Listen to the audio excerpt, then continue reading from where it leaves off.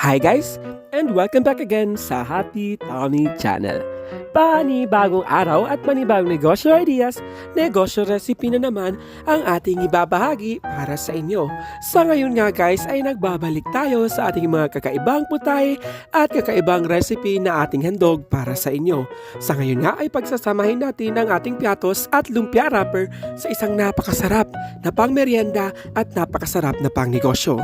Kaya ano pang hinihintay mo? Tara na at simulan na natin ang pagluluto.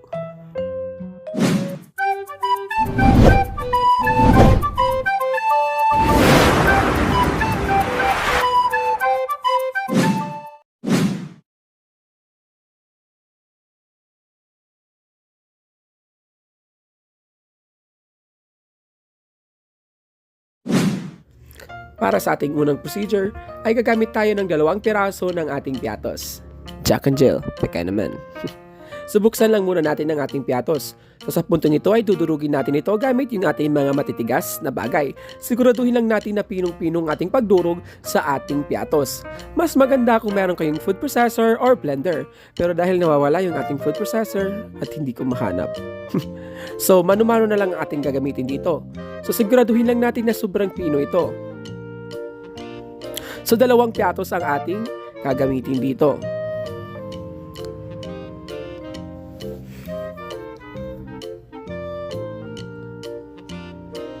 So ayan guys, pinuhin lang natin ito, durugin gamit yung ating kamay. And then set aside lang muna natin at sa next procedure na tayo. Para sa ating next procedure ay maghihiwa muna tayo ng ating cheese. Then baka naman. So 1 peraso ng ating cheese ang ating gagamitin dito and then hiwain lang natin ito. Depende sa laki ng hiwa mo. Hiwain lang natin ito horizontally. So kung magnenegosyo ka, ininipisan mo yung paghiwa para naman kumita ka. Pero dahil hindi tayo magnenegosyo ngayon at pang merienda lang natin ito, ay medyo lakihan natin yung ating cheese. Pero kung gusto mong magnegosyo ay pwede mong slice into 3 yung ating cheese.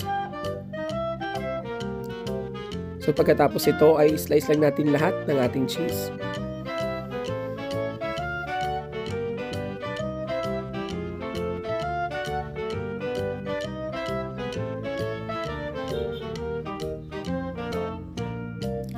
So pagkatapos ito, set aside lang muna natin sa next procedure na tayo.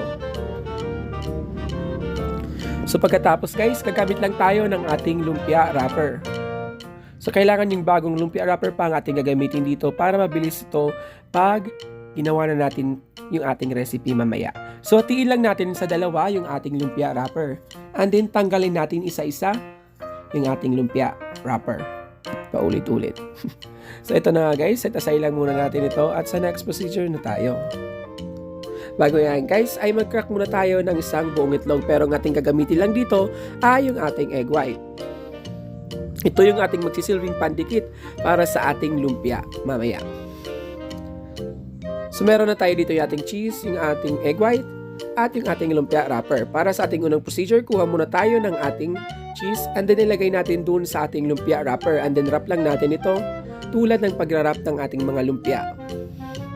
And then pagkatapos ay lalagyan natin ng egg white so ito magsisilbing pandikit sa ating lumpia or yung ating cheese stick. So repeat the process lang hanggang maubos na nga yung ating cheese.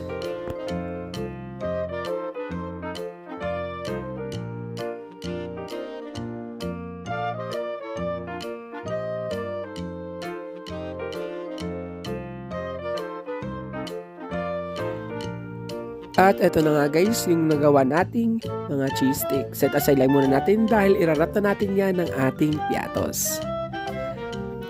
So meron lang tayo ditong itlog at yung ating cheese stick at then yung ating na-crack kanina, na-smash kanina na piatos. Para sa ating unang procedure ay lagyan muna natin ng itlog yung ating cheese stick. Pagkatapos ibudbud natin dun sa ating piatos. Ito yung magsisilbing pinaka breadcrumbs at magbibigay lasa sa ating recipe ngayon. Diba na kakaibang kakaiba talaga? At magbibigay ng crunchiness at bitterness at sweetness and then saltiness dahil nandiyan na lahat sa piatos.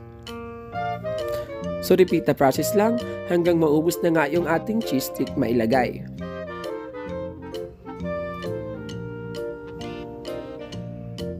So sabi ko kanina guys, kailangan mas maganda kung durog na durog yung piatos nyo para dumikit lahat doon sa ating itlog. Pagkatapos ito, set aside lang natin and then ready na tayo sa ating pagprito. Sa isang pan nga ay maglagay muna natin ang ating oil. Pero bago yan guys, painitin muna natin yung ating kawali. So low medium na apoy ang ating gagamitin dito para hindi agad ito masunog. And then maglagay lang tayo ng oil. So nakadepende sa'yo kung gaano kadaming oil lang yung gustong ilagay. Pagkatapos, painitin lang natin ang ating oil at pag medyo kumulo na siya at maging mainit na, ilagay na natin yung ating mga piatos lumpia. And then lutuin lang natin ito, mabilis lang, 2 to 3 minutes lang ang ating pagluto hanggang maging crispy na siya at maging golden brown. So hindi natin kailangan tagalan dahil masusunog ito.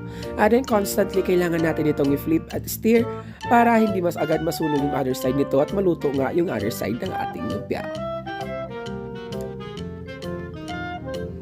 So pagkatapos ito, after 3 minutes na 2 to 3 minutes ay medyo luto na yung ating lumpia at golden brown na siya. Hanguin lang natin ito at i-drain sa ating strainer para matanggal yung mga existing na oil na yan.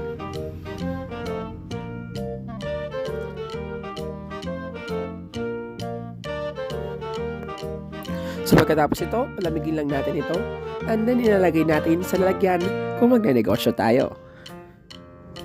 So ayan guys, dahil magnenegosyo tayo, para sa mga nagnenegosyo, maglalagay lang tayo dito ng 5 ounce ng ating baso, yung ating cup, and then ilagay lang natin dun yung ating lumpia para naman mas presentable tingnan.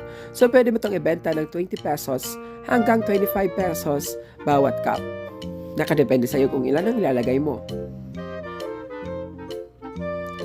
So ito na guys, yung ating final product, ang ating cheesy and yummy piatos lumpia na mas pinasarap at mas pinasarap ni Happy Tummy. Ayan guys, maraming salamat sa panonood. Para sa ating complete list of ingredients at costing ay nandun sa ating description box sa baba. Huwag mo na din kalimutan mag-like and subscribe sa ating YouTube channel at sa ating second channel na sa description box at nasa ating comment section. Mag-like and follow din kayo sa ating Facebook page, Happy Tummy by RD, nasa description box at nasa comment section yung ating link. Maraming salamat. See you again on our next video. Maraming salamat. Paulit-ulit ako.